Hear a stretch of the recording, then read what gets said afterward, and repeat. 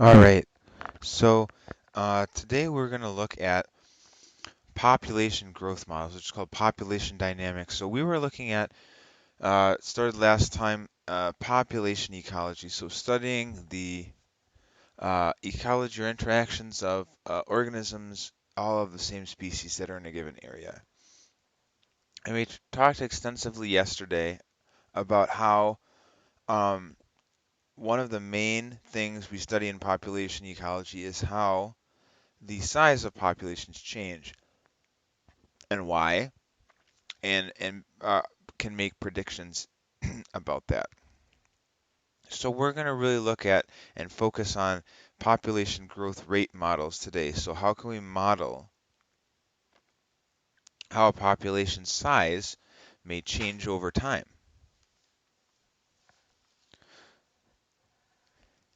And in general, there's kind of two models that we're going to talk about, and one's called the exponential growth model. And this is a good model when there are no visible constraints over the growth of population. For the exponential growth model to be accurate, we need to assume that there is an infinite or near infinite amount of resources for each organism in the population. You know, there's excess food, excess water, excess shelter. Okay, none of those things are constrained. We can also use what's called a logistic growth model, which adapts the exponential growth model to environmental constraints and limits growth as the population gets larger and resources are used up. So we're going to talk about these two growth models today and the benefits and drawbacks of each. We'll look at the formulas because the formulas for each growth model are on your AP Biology formula sheet. So you'll need to use them to do some helpful calculations. So in general, if we want to understand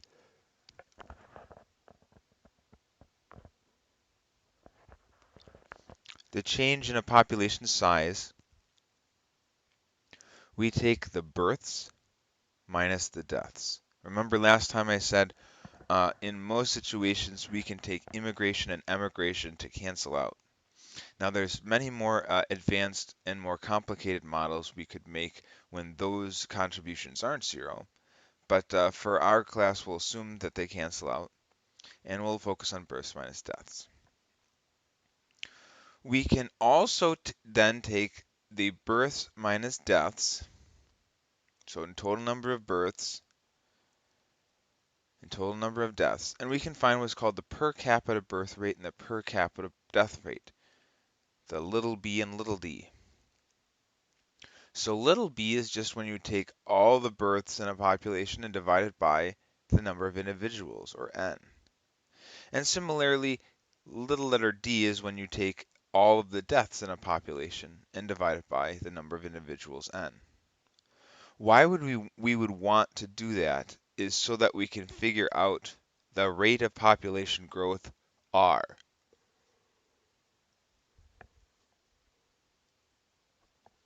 R is what's going to be really important in these models, and R is the per capita birth rate minus the per capita death rate, so little b minus little d, right? That'll be important. And then lastly, survivorship is just the percentage of the total population surviving over a specific period of time.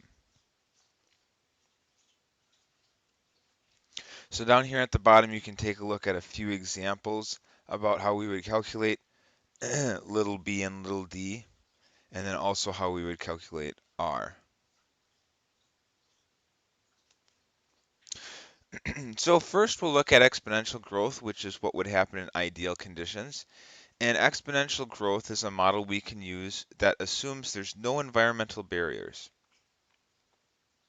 So there is no limitation of resources, and that the population is going to grow at a maximal rate. And so we have in this slide the equation for exponential growth, where we have the differential of n with respect to t.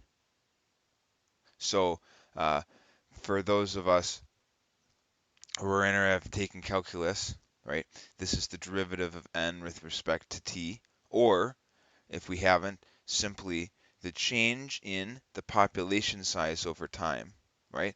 The change in the population size over time is equal to the maximum growth rate times the number of individuals.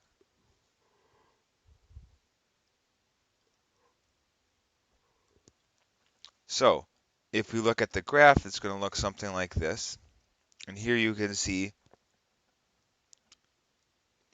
how two related graphs would look if we change what the R max value is. So pretty straightforward.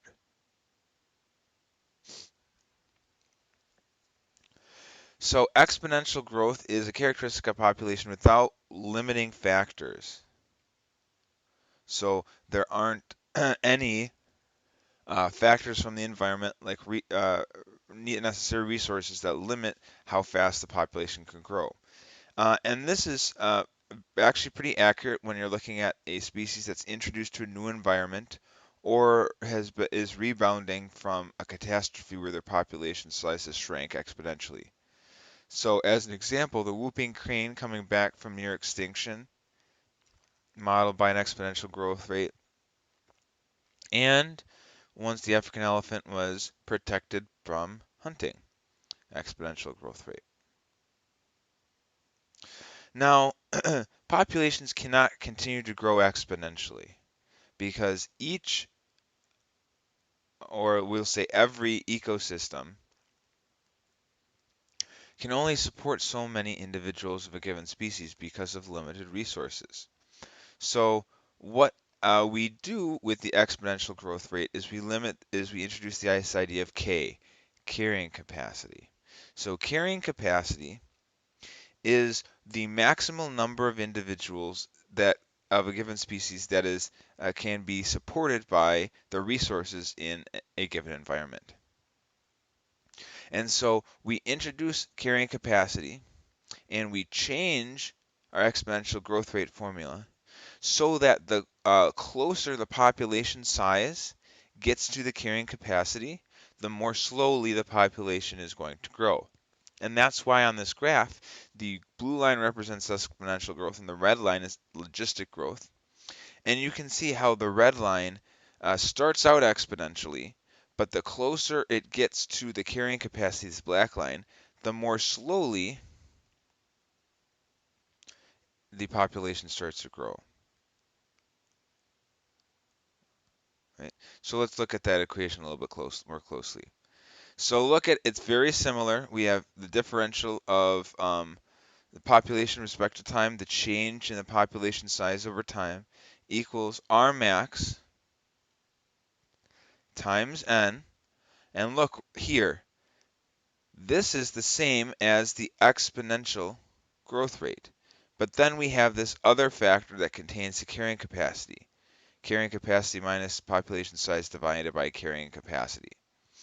What this last term does is the more closely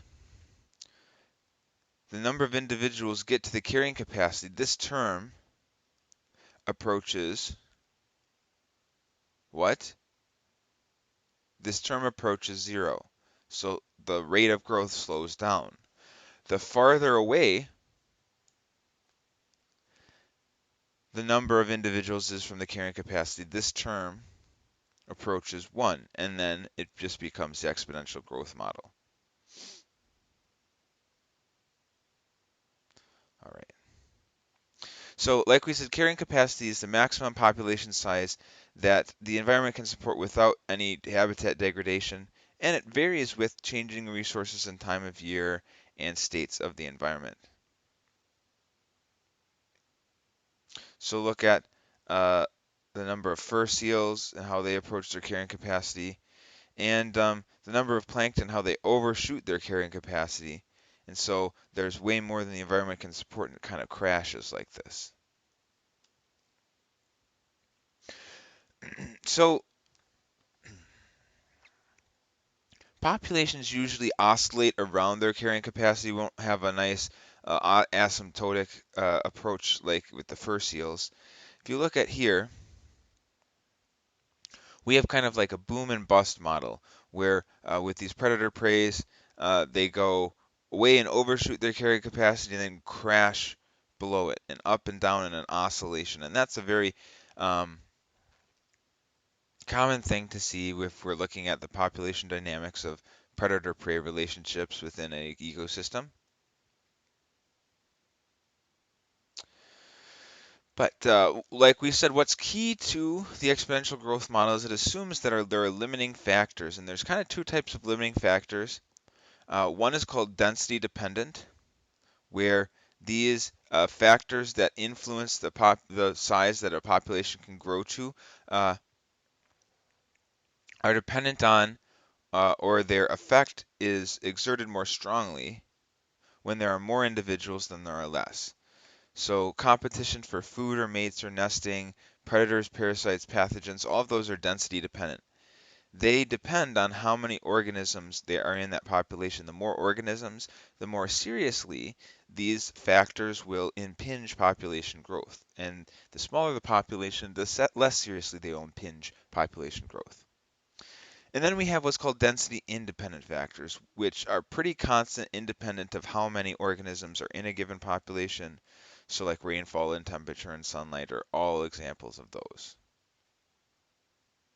Lastly, we're just going to look briefly at induced species. So these are called non-native species or invasives, and they are transplanted populations that are introduced in a new area and then grow exponentially in that area because they don't have a lot of natural predators in that environment, and so they can outcompete native species and drastically reduce the diversity.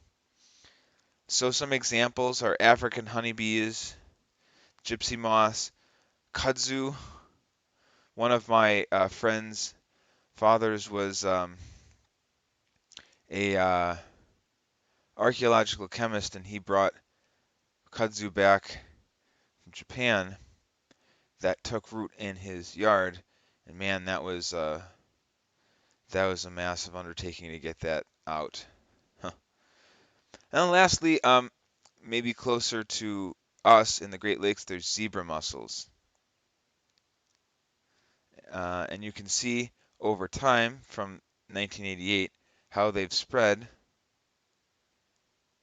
in the main waterways of the United States, and they are just a nuisance. They reproduce like crazy, and they are everywhere. And invasive species can be very, very harmful to the stability of a native environment.